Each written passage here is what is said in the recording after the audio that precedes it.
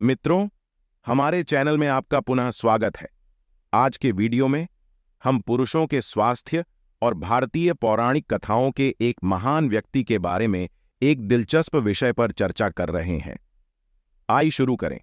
क्या आप जानते हैं कि एक पुरुष का शरीर एक महीने में केवल 2 से 5 ग्राम वीर्य का उत्पादन करता है? वीर्य शरीर में जितने लंबे समय तक जमा रहेगा, उसकी गुणवत्ता उतनी ही बेहतर होगी। यदि कोई प्रतिदिन स्खलन करता है तो शरीर अगले दिन मज्जा से उतनी ही मात्रा में वीर्य की पूर्ति करता है, लेकिन बार बार स्खलन होने से वीर्य की गुणवत्ता और मात्रा दोनों कम हो सकती है। पाचन शक्ति और भोजन के पोषण मूल्य जैसे कारक भी इस प्रक्रिया में महत्वपूर्ण भूमिका निभाते हैं। वीर्य को अक्सर शरीर का राजा कहा जाता है और इसके उचित उपयोग को ब्रह्मचर्य कहा जाता है, जो ब्रह्मचर्य और आत्म अनुशासन की स्थिति है।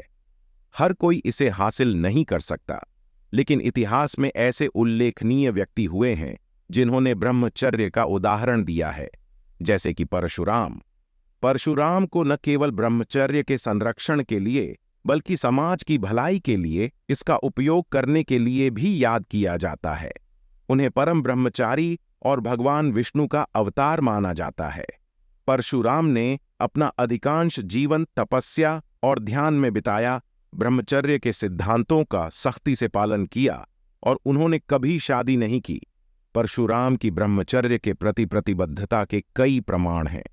सबसे पहले, अपने पिता की हत्या का बदला लेने के बाद भी उन्होंने अपनी ब्रह्मचर्य जीवन शैली को नहीं छोड़ा। दूसरे, उन्होंने जंगल में वर्षों तक बिना भोजन और पानी के रहकर कठोर तपस्या की।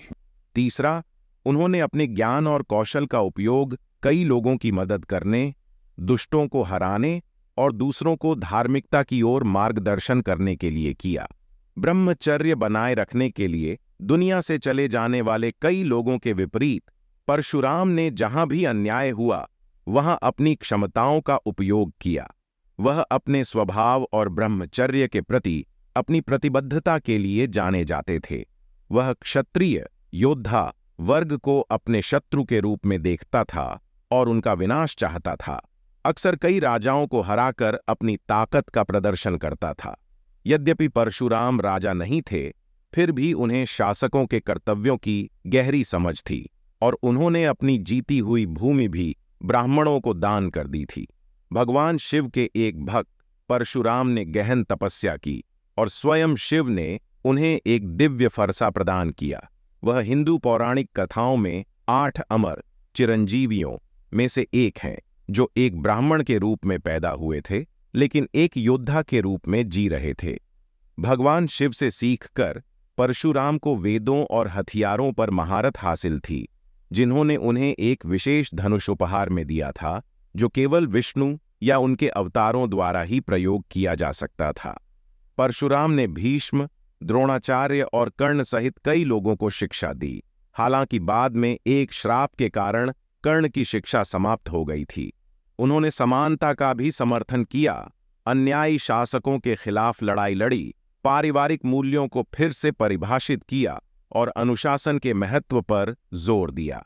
परशुराम की शिक्षाएं बताती हैं कि ब्रह्मचर्य एक महान आदर्श है जो हमें आध्यात्मिक और मानसिक रूप से मजबूत बनाता है, जिससे हमें अपने लक्ष्यों को प्राप्त करने में मदद मिलती है।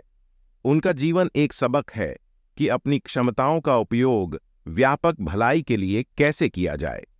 तो आप परशुराम की कहानी के बारे में क्या सोचते हैं? नीचे टिप्पणी करके हमें बताएं। यदि आपको यह वीडियो ज्ञानवर्धक लगा तो कृपया इसे अपने दोस्तों के साथ साझा करें। देखने के लिए धन्यवाद और ऐसी और सामग्री के लिए हमारे चैनल को सब्सक्राइब करना न भूलें।